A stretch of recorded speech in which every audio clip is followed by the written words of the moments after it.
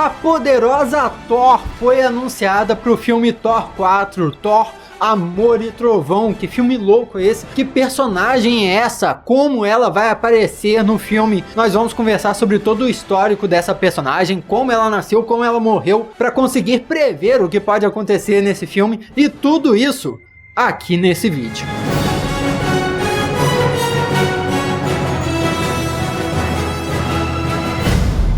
Olá, como vai? Tudo bem? Eu sou Miguel Loquier. Um prazer te ver aqui. Se você for novo por aqui, é o seguinte, eu te dar um aviso, fazer um pedido esperto, maroto. Se inscreve aqui no canal, ativa as notificações, porque aqui tem vídeo todo dia sobre super-heróis, quadrinhos e cinema, esse universo todo que a gente adora, e eu adoro falar sobre isso também. Seria ótimo ter a sua companhia por aqui com a gente. E é o seguinte, o filme Thor 4 foi anunciado, aí chega a San Diego Comic Con, eles anunciam a logo do filme, o subtítulo do filme, Thor Amor e Trovão. Sensacional isso, e a gente mal pode se segurar para conseguir ver o que vai rolar nesse filme todo. Mas uma das coisas que eles garantiram que vai acontecer nesse filme é a Thor Jane Foster, a versão feminina do Thor, que seria a poderosa Thor. Ela é uma das minhas super-heroínas favoritas. Ela durou por um tempo relativamente curto nos quadrinhos, mas foi o suficiente para me cativar, me tornar o maior fã dessa personagem, e eu fiquei feliz pra caramba que ela vai aparecer nos filmes agora também. Tô muito curioso para saber. Mas, pra gente falar mais sobre Thor 4 e falar mais sobre a poderosa Thor, eu achei extremamente importante fazer esse vídeo aqui contando tudo sobre essa personagem, como a Jane Foster se transformou em Thor nos quadrinhos e como foi a jornada dela até que ela morresse. Então eu vou fazer vídeos aqui em breve falando sobre esse filme do Thor 4, colocando várias evidências do que pode ser desenvolvido lá, como é que o Thor pode ter encontrado a Jane Foster de novo, como ela ganhou os poderes e etc. Mas lá eu vou fazer várias referências de coisas que aconteceram nos quadrinhos, e aí para saber dessas coisas dos quadrinhos, tô fazendo esse vídeo aqui para contar tudo o que aconteceu com ela nos quadrinhos, para a gente poder especular sobre o que vai acontecer nos filmes também, entendeu? É um vídeo base, é um vídeo de referência para a gente sempre conseguir voltar aqui e lembrar, isso aconteceu nos quadrinhos, então pode acontecer isso outro nos cinemas também.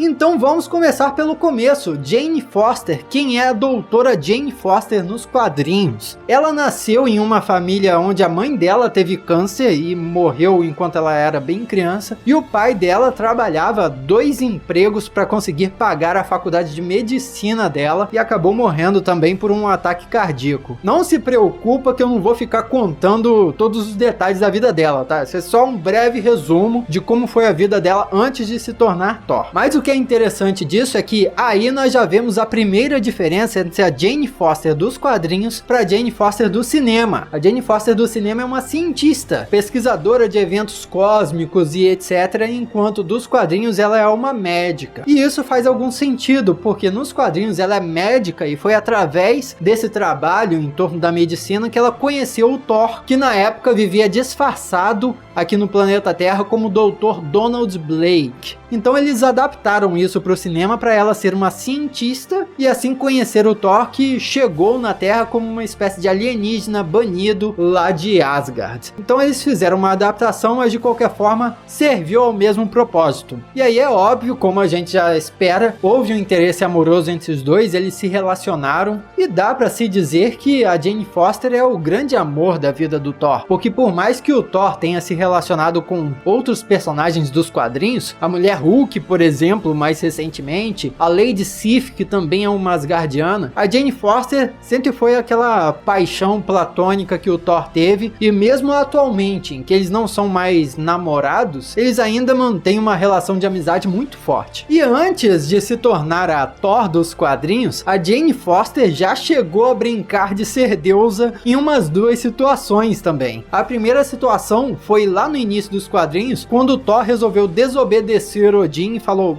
vai te catar, Odin, quer saber? Eu vou revelar pra Jane Foster que eu sou o Thor na verdade, eu não sou só um mortal, não sou só o Dr. Donald Blake, e ela vai saber quem eu sou de verdade, eu vou mostrar ela a Asgard e isso tudo. Porque isso é uma coisa interessante de se reparar também. Nos filmes, o Odin é um cara bondoso, um paizão, gente boa, mas nos quadrinhos ele é meio um carrasco, um cara durão, que pune os filhos, ele é basicamente um tirano mesmo, e extremamente poderoso, até porque precisa ser um tirano para ele ter um poder absurdo e banir o filho para a Terra para viver uma vida como um anônimo, o Donald Blake. E por várias vezes o Odin tentou separar o Thor da Jane Foster. Só que dessa vez o Odin falou, tá bom, você quer aceitar essa mulher aí como a sua amada, como a sua mulher companheira para sua vida, não sei, beleza, eu aceito. Só que ela vai ter que passar um teste. A Jane Foster vai ter que vir aqui para Asgard, eu vou conceder poderes de Asgardiano para ela. Se ela conseguir viver como uma Asgardiana, eu vou aceitar ela como a sua esposa. E aí ele de fato deu poderes de Asgardiano para Jane Foster para ver como o Odin é poderoso. Ele transformou a Jane Foster em uma Asgardiana, transformou ela em uma deusa nórdica. Só que como esperado ela falhou no teste, ela não conseguiu se adaptar à vida lá em Asgard. E aí o Odin,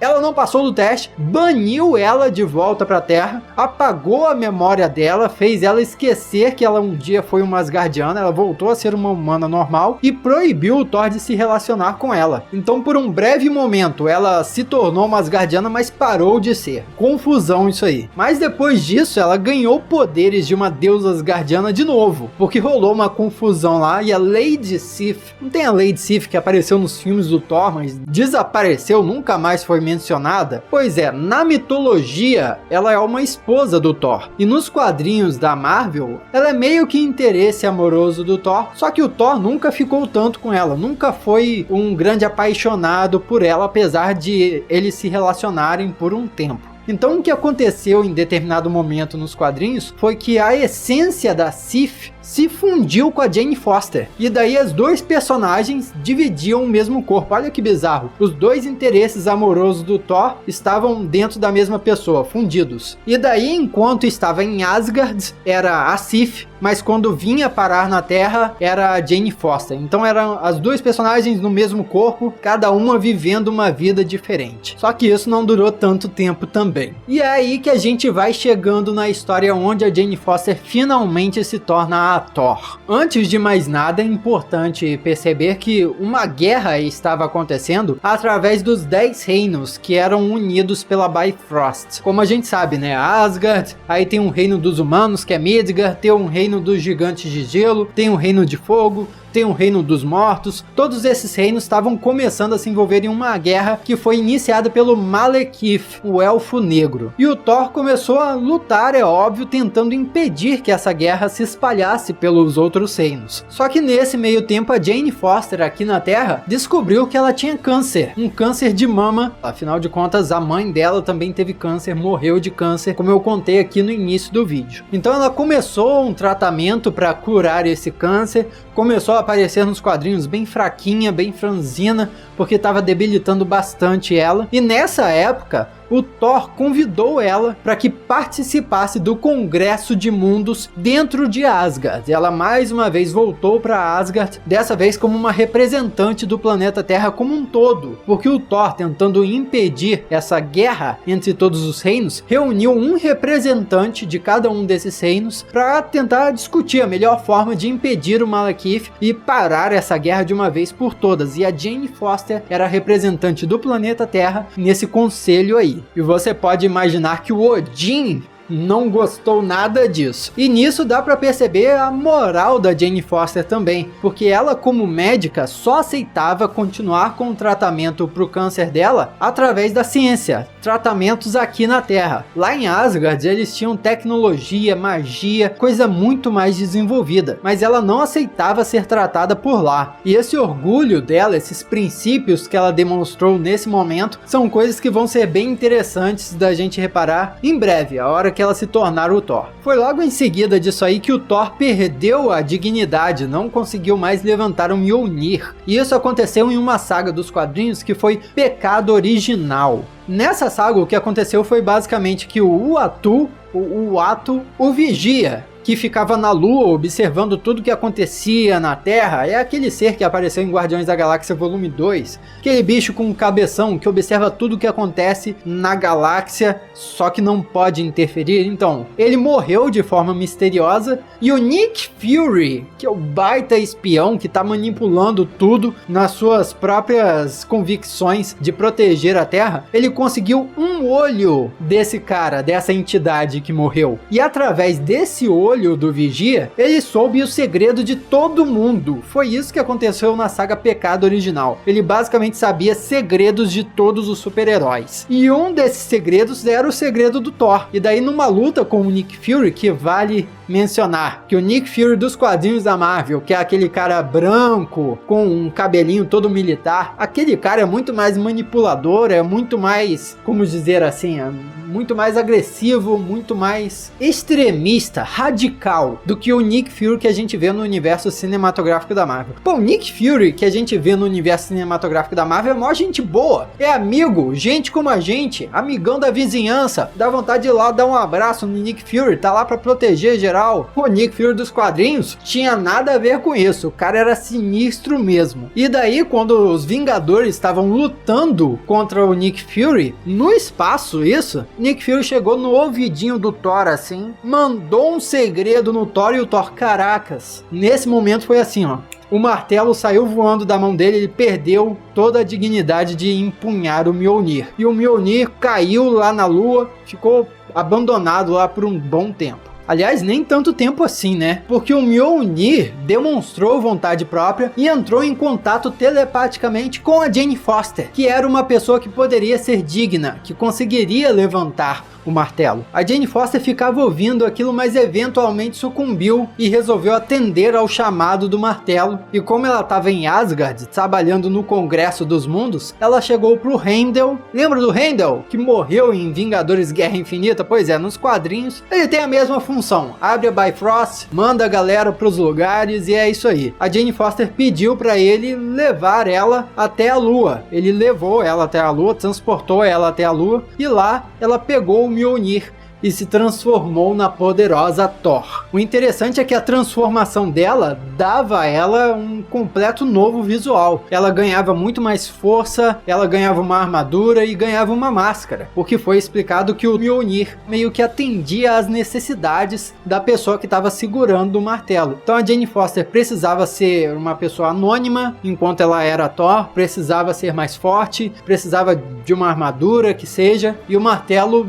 deu isso a ela no momento que ela tocou o martelo. Afinal de contas é um martelo mágico, né, gente? Pô, e não demorou muito para ela aprender a usar o Mjolnir, porque ela já ficou assistindo o Thor usar o Mjolnir por tanto tempo, ela pegou o jeito bem rápido. E só por isso aí já deu para perceber que toda essa fase da poderosa Thor desenvolveu todo um novo aspecto do Mjolnir, que é o martelo tendo vontade própria. Ele não é simplesmente um objeto mágico que concede poderes à pessoa que está segurando ele. Não, ele é um objeto que de fato tem uma consciência, existe uma entidade dentro do martelo. E essa entidade é inclusive explicada como uma tempestade divina. Era uma tempestade gigantesca, indomável, que ficava vagando pelo universo, que em algum momento no passado, o próprio Odin, enquanto ainda guerreiro, conseguiu domar essa tempestade divina e colocar, aprisionar ela dentro de um martelo mágico, no caso, o Mjolnir. Por isso o Mjolnir era tão poderoso, não é só por causa do metal que fabricava ele, não só por causa da técnica que foi usada para forjar ele, não só por causa do encantamento que o Odin colocou nele, mas também por causa dessa tempestade divina que estava aprisionada dentro do martelo. E foi mostrado nos quadrinhos que o Odin já usou o Mjolnir durante um tempo, mas depois planejou entregar o Mjolnir, dar o Mjolnir de presente pro filho dele, o Thor no caso. Então você já pode esperar como o Odin ficou mais puto ainda quando outra pessoa meteu a mão no martelo mágico com essa tempestade que ele sofreu tanto para aprisionar e que era pro filho dele. Como é que outra pessoa teve a ousadia de botar a mão nesse martelo? Absurdo! Então o Odin mandou até o irmão dele, o deus do medo, caçar a Jane Foster, tentar derrubar ela e pegar o martelo de volta, mas não conseguiu. E como a identidade dela era secreta nos quadrinhos, ninguém sabia quem era essa Thor misteriosa, na verdade, ele criou uma lista com um monte de suspeitas de quem poderia ser essa Thor, ficou investigando qual delas de fato seria, não seria, e por causa disso a Jane Foster conseguia continuar trabalhando no Congresso de Mundos lá em Asgard, enquanto quando ela pegava o Mjolnir e se transformava no Thor, ela era uma fugitiva. Até o Thor não gostou disso. Como assim outra pessoa tá usando o meu martelo por aí? Foi atrás da nova Thor, a poderosa Thor,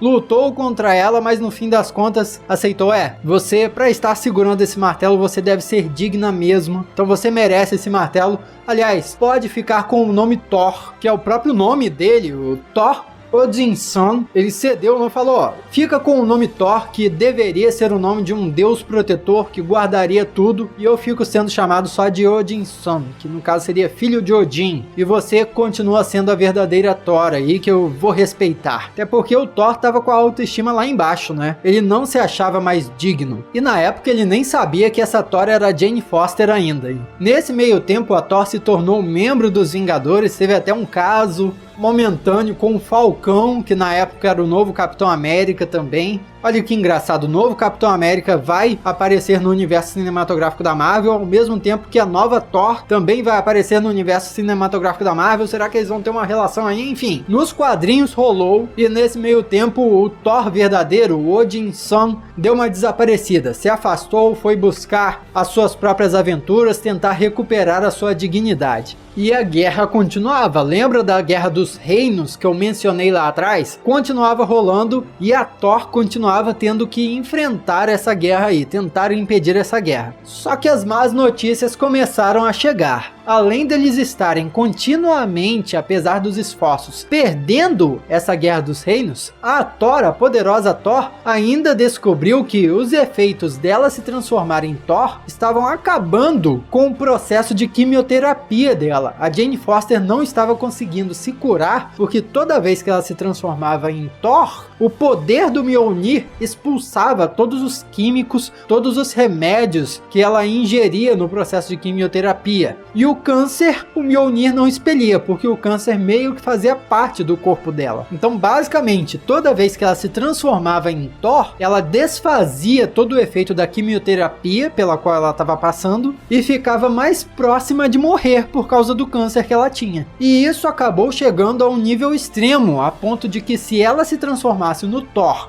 mais uma vez, isso mataria ela. E a essa altura do campeonato, todo mundo já sabia que a Jane Foster era a Thor na verdade, inclusive o Odinson, o Thor original. Então todo mundo, todos esses super-heróis se reuniram, fizeram uma intervenção e falaram: Jane Foster, você não vai se transformar na Thor de novo, você tem que se concentrar em se salvar, se curar, proteger a sua vida, e a gente vai proteger o planeta Terra, vai proteger os 10 reinos por você. Conte com a gente. É claro que isso não deu certo por muito tempo, porque a cidade de Asgardia, que era basicamente a nova Asgard, que havia sido construída para servir de morada para os deuses asgardianos depois que a Asgard foi destruída, estava sendo destruída também. Estava sendo atacada pelo Mangog.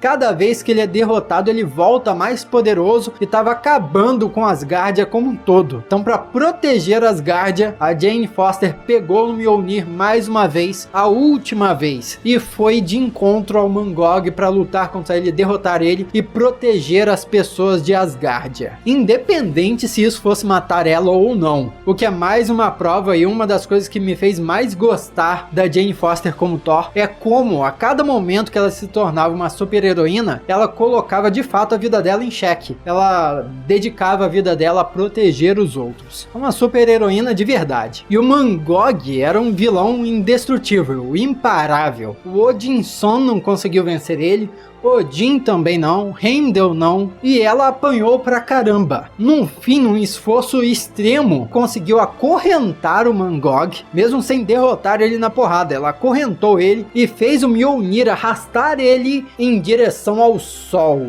Então o Mangog nem sequer foi destruído, nem mostrou ele morrendo de fato. Só foi aprisionado, foi jogado no sol pra nunca mais voltar. Pelo menos, né? quadrinhos, em algum momento o Mangog deve voltar e mais poderoso ainda, mas por enquanto ele tá lá no sol preso, só que o que infelizmente foi destruído nesse processo foi o próprio Mjolnir. O Mjolnir se despedaçou completamente, a tempestade divina se libertou do Mjolnir e junto com isso a Jane Foster se destransformou. Só deu tempo dela dar um beijo de despedida no Thor, que foi uma cena marcante pra caramba, e morreu ali, nos braços do filho de Odin, o Thor original.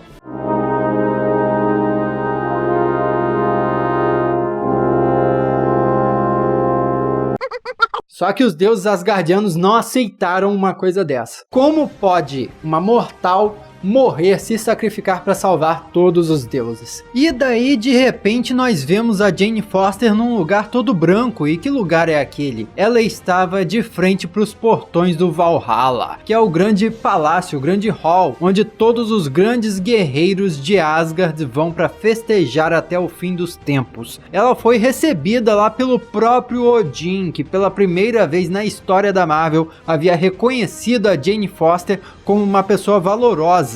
Só que a Jane Foster sentiu que não estava na hora dela morrer ainda. O Thor original, o filho de Odin, não deixaria ela morrer ainda. Por isso o Thor canalizou o poder da tempestade divina e junto com a ajuda do próprio Odin, eles conseguiram ressuscitar a Jane Foster, a humana amortal que ensinou os deuses de Asgard como ser um deus de verdade. E se você pensa que ela morreu, ressuscitou e esse é o fim pra ela, não. Esse é um fim só temporário pra Thor, pra poderosa Thor. Porque nesse tempo, enquanto ela não tinha mais poderes, ela resolveu se dedicar à quimioterapia finalmente e conseguiu se curar depois de muito tempo se tratando. E ainda convenceu o Thor original a voltar a usar o nome de Thor e continuar protegendo os reinos. Só que ele estava numa situação precária, né? Até interessante, porque o Thor não tinha o Mjolnir, que foi destruído no sol, e precisava de um novo martelo. Só que nenhum novo martelo que era forjado conseguia ser tão poderoso como o Mjolnir. Então tava o Thor lá lutando com um monte de martelo diferente, enquanto tentava proteger todos os reinos da Guerra dos Reinos. Só que não adiantou, porque a Guerra dos Reinos chegou na Terra, na mega saga, a última saga que aconteceu nos quadrinhos, a Guerra dos Reinos, onde gigantes, elfos negros, um exército maligno invadiu a Terra toda e começou a dominar e dividir o planeta, os continentes, em territórios. E isso matou muita gente. Todas as valquírias do universo Marvel foram lá lutar, todas morreram inclusive, várias cidades caíram, o planeta foi de fato tomado. E no fim das contas, para conseguir vencer o Malekith de uma vez por todas e conseguir recuperar o planeta Terra, dar um fim a essa Guerra dos Reinos, Thor conseguiu se descobrir digno de novo, de uma vez por todas, e reconstruir o Mjolnir. E a Jane Foster pegou o Mjolnir de uma outra realidade que estava perdido, quase completamente destruído aos cacos, mas ainda assim poderoso o suficiente para transformar ela em Thor mais uma vez. E daí, ao lado do Thor original, os dois lutaram para derrotar o Malekith de uma vez por todas. No fim dessa batalha, óbvio, eles venceram, porém, quando ela foi chamar o martelo de volta para a mão dela, o martelo que estava praticamente destruído, era um martelo... História interessante até. Esse martelo praticamente destruído era o martelo do Thor, do universo Ultimate dos quadrinhos. Só que rolou um mega evento, que foi as Guerras Secretas mais recentes aí, que destruiu todo o multiverso, inclusive o universo Ultimate dos quadrinhos. Então o Thor do universo Ultimate morreu, mas o Mjolnir dele sobreviveu, só que acabou aos cacos. E por isso, quando acabaram as últimas forças desse Mjolnir do universo Ultimate da Marvel, a hora que ela puxou o Mjolnir para a mão dela, o Mjolnir se destruiu e se fundiu ao braço dela, se transformando numa parada completamente diferente, que a gente descobriria em breve o que é, porque depois do fim da Guerra dos Deuses, a Jane Foster estava lá num necrotério, lamentando a morte de todas as valquírias que estavam lá, e do nada surgem os fantasmas de todas aquelas valquírias mortas, e elas pedem que a Jane Foster se torne uma valquíria para representar elas.